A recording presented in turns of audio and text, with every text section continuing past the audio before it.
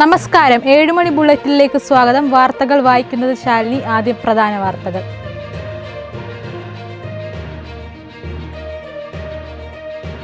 പാലക്കാട് 9 വയസ്സുകാരുടെ കൈ മുറിച്ചു മാറ്റിയതിൽ ചികിത്സാ പിഴവ് ഉണ്ടായിട്ടില്ലെന്ന് റിപ്പോർട്ട്. രാജ്യത്ത് 57 കേന്ദ്രീയ വിദ്യാലയങ്ങൾ സ്ഥാപിക്കുമെന്ന് പ്രധാനമന്ത്രി നരേന്ദ്രമോദി. ഹമാസിന് ഡൊണാൾഡ് ട്രംപിന്റെ അന്ത്യശാസനം. ഫിഫ അണ്ടർ-20 ലോകകപ്പ് ഗ്രൂപ്പ് ഘട്ട മത്സരത്തിൽ ബ്രസീലിനെ തകർത്ത് സ്പെയിൻ. വാർത്തകൾ വിശദമായി.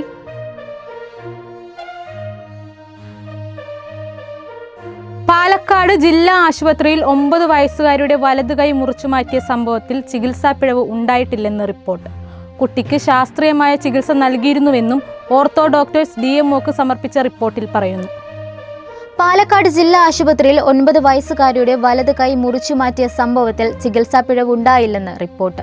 കുട്ടിക്ക് ശാസ്ത്രീയമായ ചികിത്സ നൽകിയിരുന്നുവെന്നും ഓർത്തോ ഡോക്ടർ DMOക്ക് സമർപ്പിച്ച റിപ്പോർട്ടിൽ പറയുന്നു.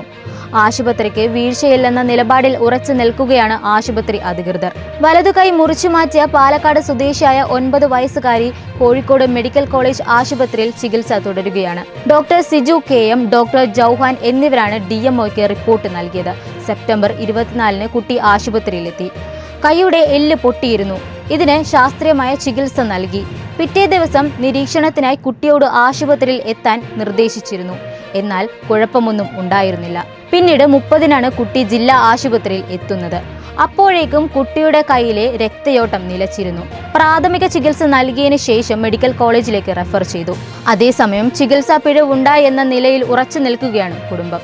വിഷയത്തിൽ ആരോഗ്യമന്ത്രിക്കെതിരെയും ആശുപത്രിക്കെതിരെയും പ്രതിഷേധം കടുപ്പിക്കാനാണ് തീരുമാനം. വീഴ്ചയുണ്ടായെങ്കിൽ കർശന നടപടി എടുക്കണമെന്നും ആരോഗ്യമന്ത്രി വീണ ജോർജ് വ്യക്തമാക്കിയിരുന്നു. സംസ്ഥാന ആരോഗ്യ ഡയറക്ടർ നേരിട്ട് പരിശോധന നടത്തി റിപ്പോർട്ട് നൽകണമെന്നും മന്ത്രി നിർദ്ദേശം നൽകിയിരുന്നു. രാജ്യത്ത് 57 പുതിയ കേന്ദ്രീയ വിദ്യാലയങ്ങൾ കൂടി സ്ഥാപിക്കുമെന്ന് പ്രധാനമന്ത്രി നരേന്ദ്രമോദി. കേന്ദ്രമന്ത്രിസഭാ യോഗത്തിലാണ് ഇതു സംബന്ധിച്ച തീരുമാനമായത്. രാജ്യത്ത് 57 പുതിയ കേന്ദ്ര വിദ്യാലയം കൂടി സ്ഥാപിക്കണമെന്ന് പ്രധാനമന്ത്രി നരേന്ദ്രമോദി. കേന്ദ്രമന്ത്രിസഭ യോഗത്തിലാണ് ഇതുമായി സംബന്ധിച്ച് തീരുമാനമായത്. നല്ല വിദ്യാഭ്യാസത്തിനോടൊപ്പം പുതിയ തൊഴിലുകൾ രൂപപ്പെടാനും ഇത് സഹായിക്കുമെന്നും അദ്ദേഹം പറഞ്ഞു. നിരവധി വിദ്യാർത്ഥികൾക്ക് ഇതിന്റെ പ്രയോജനം ലഭിക്കും. പുതിയ തൊഴിലുകൾ രൂപപ്പെടും. വടക്കുകിഴക്കൻ മേഖലകളിലും മറ്റ് വിദൂര പ്രദേശങ്ങളിലും സമഗ്രമായ വളർച്ചയ്ക്കുള്ള ഞങ്ങളുടെ പ്രതിബദ്ധത കൂടിയാണ് ഇത്, നരേന്ദ്രമോദി പ്രതികരിച്ചു. റാബി വിളകൾക്ക് മിനിമം താങ്ങുവില ഉറപ്പാക്കാനും മന്ത്രിസഭാ യോഗത്തിൽ തീരുമാനമായി. റാബി വിളകൾക്ക് മിനിമം താങ്ങുവില ഉറപ്പാക്കുന്നതിലൂടെ ഭക്ഷ്യസുരക്ഷയെ ശക്തിപ്പെടുത്താനും സാധിക്കുമെന്നും പ്രധാനമന്ത്രി പറഞ്ഞു. വികസിത രാജ്യം കെട്ടിപ്പടുക്കുന്നതിലൂടെ പ്രധാന പങ്കുവഹിക്കുന്ന കർഷകരുടെ ക്ഷേമം ഉറപ്പാക്കുന്നതാണ് ഞങ്ങളുടെ സർക്കാരിന്റെ ലക്ഷ്യമെന്നും പ്രധാനമന്ത്രി കൂട്ടിച്ചേർത്തു. ദേശീയപാത 715-ലെ കലിംപൂർ നുമാലിഗർ ഭാഗത്ത് വീതി കൂട്ടാനും നവീകരണത്തിനും മന്ത്രിസഭാ യോഗത്തിൽ തീരുമാനമായി. ഹമാസിന് US പ്രസിഡന്റ് ഡൊണാൾഡ് ട്രംപിന്റെ അന്ത്യശാസനം. സമാധാന പദ്ധതി വേഗത്തിൽ നടപ്പാക്കണമെന്നും ബന്ദികളെ ഉടൻ മോചിപ്പിക്കണമെന്നും ട്രംപ് പറഞ്ഞു. ഹമാസിന് US പ്രസിഡന്റ് ഡൊണാൾഡ് ട്രംപിന്റെ അന്ത്യശാസനം. സമാധാന പദ്ധതി വേഗത്തിൽ നടപ്പാക്കണമെന്നും ബന്ദികളെ ഉടൻ മോചിപ്പിക്കണമെന്നും ട്രംപ് പറഞ്ഞു. കാലതാമസം പൊറുക്കില്ലെന്നും ട്രംപ് മുന്നറിയിപ്പ് നൽകി. ഹമാസ് ബന്ദികളാക്കിയ 48 ഇസ്രയേൽ പൗരന്മാരിൽ 20 പേർ ജീവനോടെ ഉണ്ടെന്നാണ് ഇസ്രയേലിന്റെ കണക്ക്. ഹമാസ് വേഗത്തിൽ തീരുമാനമെടുക്കണമെന്നും ഇല്ലെങ്കിൽ എല്ലാ സാധ്യതകളും ഇല്ലാതാകുമെന്നും ട്രംപ് പറഞ്ഞു. ബോംബാക്രമണം തൽക്കാലം നിർത്തിവെച്ച ഇസ്രയേലിനെ ട്രംപ് അഭിനന്ദിച്ചു. എന്നാൽ ഗാസ നഗരത്തിൽ ചിലയിടങ്ങളിൽ ഇസ്രയേൽ ആക്രമണം നടത്തിയതായി മാധ്യമങ്ങൾ റിപ്പോർട്ട് ചെയ്തു. ഡൊണാൾഡ് ട്രംപ് മുന്നോട്ട് വെച്ച ഗാസ സമാധാന പദ്ധതിയിലെ ചില വ്യവസ്ഥകൾ അംഗീകരിച്ചതായി ഹമാസ് പ്രഖ്യാപിച്ചിട്ടുണ്ട്. പദ്ധതിയുടെ ആദ്യഘട്ടം നടപ്പാക്കാൻ ഒരുക്കം തുടങ്ങിയെന്ന് ഇസ്രയേൽ പ്രധാനമന്ത്രി ബെഞ്ചമിൻ നെതന്യാഹുവിന്റെ ഓഫീസ് അറിയിച്ചു. ഇതോടെ വ്യാഴാഴ്ച 2 വർഷം തികയുന്ന ഗാസ യുദ്ധത്തിന് അന്ത്യമാകുമെന്ന പ്രതീക്ഷയിലാണ് ലോകം.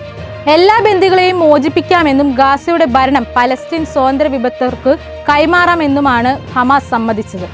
എന്നാൽ ആയുധം ഉപേക്ഷിക്കണമെന്ന ആവശ്യത്തോട് പ്രതികരിച്ചിട്ടില്ല. ഗാസയുടെ ഭാവിയിൽ തുടർന്നും പങ്കുണ്ടാവുമെന്ന് സൂചിപ്പിച്ച ഹമാസ് US പദ്ധതിയിലെ മറ്റു നിർദ്ദേശങ്ങൾ പലസ്തീൻ അറബ് വിശാല ചർച്ചയിലൂടെ തീരുമാനിക്കാമെന്നും നിർദ്ദേശിച്ചു. ഹമാസിന്റെ പ്രതികരണത്തിൽ ഗസയിലെ 2ാമത്തെ വലിയ സംഘടനയായ ഇസ്ലാമിക് ജിഹാദും പിന്തുണ അറിയിച്ചു. അമേരിക്കയിൽ ഷട്ട്ഡൌൺ പ്രതിസന്ധി രൂക്ഷം. അടച്ചിടൽ 4 ദിവസം പിന്നിടുമ്പോൾ യാതൊരു പരിഹാരവുമില്ലാതെ അനിശ്ചിതത്വത്തിൽ തന്നെയാണ്. പരിഹാര ശ്രമങ്ങൾക്കായി ട്രംപ് ഭരണകൂടം കിണഞ്ഞു പരിശ്രമിക്കുന്നുവെങ്കിലും ധനാനുമതി ബിൽ പാസാക്കാൻ ഇതുവരെ സാധിച്ചിട്ടില്ല. ഒക്ടോബർ 1-നാണ് അമേരിക്കയിൽ ഷട്ട് ഡൗൺ പ്രഖ്യാപിച്ചത്. സർക്കാർ പ്രവർത്തനങ്ങൾക്കുള്ള ഫണ്ട് അനുവദിക്കുന്ന ബിൽ പാസാക്കാൻ കഴിയാതെ വന്നതോടെയാണ് 6 വർഷത്തിനിടയിലെ ആദ്യത്തെ ഷട്ട് ഡൗണിലേക്ക് ട്രംപ് ഭരണകൂടം കടന്നത്. സാധാരണക്കാരും സർക്കാർ ഉദ്യോഗസ്ഥരും ഒരുപോലെ പ്രതിസന്ധിയിലാണ്. അത്യാവശ്യ ഏജൻസികൾ മാത്രമാണ് ഇപ്പോൾ തുറന്നു പ്രവർത്തിക്കുന്നതെന്ന് CNN റിപ്പോർട്ട് ചെയ്യുന്നു. നിരവധി ജീവനക്കാർ ഇപ്പോഴും ശമ്പളമില്ലാതെ ജോലി ചെയ്യാൻ നിർബന്ധിതരാവുകയാണ്. ആയിരക്കണക്കിന് ആളുകളെ ഇനിയും പിരിച്ചുവിട്ടേക്കാം എന്നാണ് റിപ്പോർട്ടുകൾ. ഇതുമായി ബന്ധപ്പെട്ട നടപടികളിലേക്ക് കടക്കുമെന്ന സൂചനകളും ട്രംപ് ഭരണകൂടം നൽകിയിട്ടുണ്ട്. ജനങ്ങളുടെ ദൈനംദിന ജീവിതത്തിലും ഷട്ട് ഡൗൺ ബാധിച്ചു തുടങ്ങിയിട്ടുണ്ട്. പലരും വാഷിംഗ്ടണിൽ നിന്ന് താൽക്കാലികത്തേക്ക് വിട്ടുനിൽക്കുന്നതായും റിപ്പോർട്ടുണ്ട്. സർക്കാർ പ്രവർത്തനവും താളം തെറ്റിയ നിലയിലാണ്. ഫിഫ അണ്ടർ-20 ലോകകപ്പ് ഗ്രൂപ്പ് ഘട്ട മത്സരത്തിൽ ബ്രസീലിനെ തകർത്ത് സ്പെയിൻ. ഏകപക്ഷീയമായ 1 ഗോളിനാണ് സ്പെയിനിന്റെ ജയം. ഇതോടെ ബ്രസീൽ ചരിത്രത്തിൽ ആദ്യമായി ഗ്രൂപ്പ് ഘട്ടത്തിൽ പുറത്തായി. ഫിഫ അണ്ടർ-20 ലോകകപ്പ് ഗ്രൂപ്പ് ഘട്ട മത്സരത്തിൽ ബ്രസീലിനെ തകർത്ത സ്പെയിൻ. ഏകപക്ഷീയമായ 1 ഗോളിനാണ് സ്പെയിനിന്റെ ജയം. ഇതോടെ ബ്രസീൽ ചരിത്രത്തിൽ ആദ്യമായി ഗ്രൂപ്പ് ഘട്ടത്തിൽ നിന്ന് പുറത്തായി. രണ്ടാം പകുതിയുടെ ആദ്യ മിനിറ്റിൽ ഐക്കർ ബ്രാവോയാണ് സ്പെയിനിനായി വല കുരുക്കിയത്. പാബ്ലോ ഗാർഷ്യയിൽ നിന്ന് സ്വീകരിച്ച പന്ത് ഇയാഗോയെയും ഒട്ടാവിയെയും മറികടന്ന് ഐക്കർ പോസ്റ്റിലേക്ക് എത്തിക്കുകയായിരുന്നു. അടുത്ത ഘട്ടത്തിലേക്ക് മുന്നേറാൻ ജയം അനിവാര്യമായിരുന്ന ബ്രസീൽ തോൽവി ഏറ്റുവാങ്ങിയതോടെ ഗ്രൂപ്പ് സിയിൽ അവസാന സ്ഥാനക്കാരായി പുറത്തായി. മത്സരത്തിൽ മികച്ച തുടക്കമാണ് ബ്രസീലിന് ലഭിച്ചത്. ആദ്യ മിനിറ്റുകളിൽ സ്പെയിനിനെ സമ്മർദ്ദത്തിലാക്കാൻ അവർക്കായി. എന്നാൽ അത് ഫലപ്രദമായി ഉപയോഗപ്പെടുത്താൻ ടീമിനായില്ല. 31 വർഷങ്ങൾക്ക് മുമ്പ് സുരേഷ് ഗോപി, രഞ്ജി പണിക്കർ, ഷാജി കൈലാസ് കോംബോയിൽ എത്തിയ സൂപ്പർ ഹിറ്റ് ചിത്രം കമ്മീഷണർ റിലീസ് ചെയ്യുന്നു.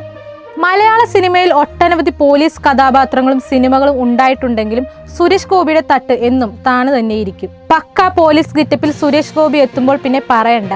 ബിഗ് സ്ക്രീനിൽ ചടുലമായ പ്രകടനവും സംഭാഷണങ്ങളും കൊണ്ട് പ്രേക്ഷകരെ കോരിത്തെരിപ്പിക്കും. അത്രയ്ക്കുണ്ട് സുരേഷ് ഗോപി സമ്മാനിച്ച പോലീസ് വേഷങ്ങൾ. അതിൽ ആദ്യം എടുത്തു പറയേണ്ട വേഷം ഭരത്ചന്ദ്രൻ IPSന്റേതാണ്. 90കളിൽ റിലീസ് ചെയ്ത് ഇന്നും പ്രേക്ഷകരെ ആവേശ കൊടുമുടിയിൽ എത്തിക്കാൻ ഭരത്ചന്ദ്രന് സാധിക്കുന്നുണ്ട്. കമ്മീഷണർ എന്ന ചിത്രത്തിലേതാണ് ഈ കഥാപാത്രം. റിലീസ് ചെയ്ത് 31 വർഷങ്ങൾക്കിപ്പുറം കമ്മീഷണർ വീണ്ടും തിയേറ്ററുകളിലേക്ക് വരുന്നു എന്ന അഭ്യൂഹങ്ങൾ നടന്നിരുന്നു. ഈ അഭ്യൂഹങ്ങൾ തെറ്റായില്ലെന്ന വിവരമാണ് സുരേഷ് ഗോപി ഇപ്പോൾ പങ്കുവെക്കുന്നത്. അതെ, 31 വർഷങ്ങൾക്ക് മുമ്പ് സുരേഷ് ഗോപി, രഞ്ജി പണിക്കർ, ഷാജി കൈലാസ് കോംബോയിലെത്തിയ സൂപ്പർ ഹിറ്റ് ചിത്രം കമ്മീഷണർ റിലീസ് ചെയ്യുന്നു. ചിത്രം ഉടൻ തിയേറ്ററിലേക്ക് എത്തും. ഇതോടനുബന്ധിച്ചുള്ള ടീസർ അണിയറ പ്രവർത്തകർ പുറത്തുവിട്ടിട്ടുണ്ട്. HY സ്റ്റുഡിയോസ് ആണ് കമ്മീഷണർ 4K റിമാസ്റ്റർ ചെയ്തിരിക്കുന്നത്. ജിതു ജോസഫിന്റെ സംവിധാനത്തിൽ നിലവിൽ തൊടുപുഴയിൽ ചിത്രീകരണം പുരോഗമിക്കുന്ന ദൃശ്യം 3ക്ക് മുന്നേ അജയ് ദേവഗന്റെ ഹിന്ദി റീമേക്ക് റിലീസ് ചെയ്യില്ല. ജിതു ജോസഫിന്റെ സംവിധാനത്തിൽ നിലവിൽ തൊടുപുഴയിൽ ചിത്രീകരണം പുരോഗമിക്കുന്ന ദൃശ്യം 3ക്ക് മുൻപേ അജയ് ദേവഗണിന്റെ ഹിന്ദി റീമേക്കിംഗ് റിലീസ് ചെയ്യില്ല. ഒറിജിനൽ പതിപ്പിന്റെ ചിത്രീകരണവും റിലീസും കഴിയാതെ റീമേക്കുകളുമായി ബന്ധപ്പെട്ട യാതൊരു വിധത്തിലും പ്രമേയങ്ങൾ റിലീസ് ചെയ്യാൻ പാടില്ലെന്നും ആശീർവാദ് സിനിമാസും ജിതു ജോസഫും ഹിന്ദി നിർമ്മാതാക്കൾക്ക് വിലക്ക് നൽകിയിരുന്നു. ഒക്ടോബർ 2-ന് അജയ് ദേവഗണിന്റെ ദൃശ്യം 3യുടെ അനൗൺസ്മെന്റ് പ്രഖ്യാപിച്ചിരുന്നു എങ്കിലും ടീസർ ആരാധകരിലേക്ക് എത്തിയില്ല. മലയാള സിനിമയുടെ പെരുമ ലോകമെങ്ങും എത്തിച്ച ദൃശ്യം നിലവിൽ തമിഴ്, തെലുങ്കു, ഹിന്ദി, സിംഹാള, ചൈനീസ് എന്നിങ്ങനെ 6 ഭാഷകളിലാണ് റീമേക്ക് ചെയ്തിരുന്നത്.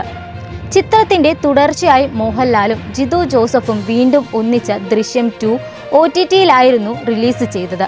വളരെ മികച്ച പ്രതികരണമായിരുന്നു രണ്ടാം ഭാഗത്തിനും ലഭിച്ചത്.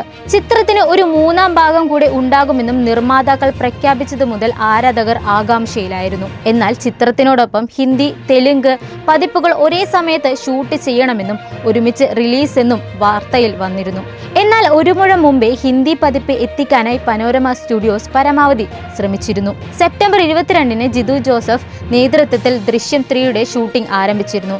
ചിത്രത്തിന്റെ പൂജാ ചടങ്ങിൽ ദൃശ്യം പരമ്പര 3-ാം ഭാഗത്തിൽ അവസാനിക്കുന്നില്ല എന്നും ഒരു 4-ാം ഭാഗം പ്രതീക്ഷിക്കാമെന്നും ചില താരങ്ങളും നിർമ്മാതാവ് ആന്റണി പെരുമ്പാവൂരും സൂചന നൽകിയിരുന്നു. ചിത്രം 2026-ൽ ആദ്യ ഭാഗത്തിൽ തിയേറ്ററുകളിൽ എത്തുമെന്നും പ്രതീക്ഷിക്കാം. ഇതോടെ വാർത്തകൾ അവസാനിക്കുന്നു. നാളെ വീണ്ടും കാണാം.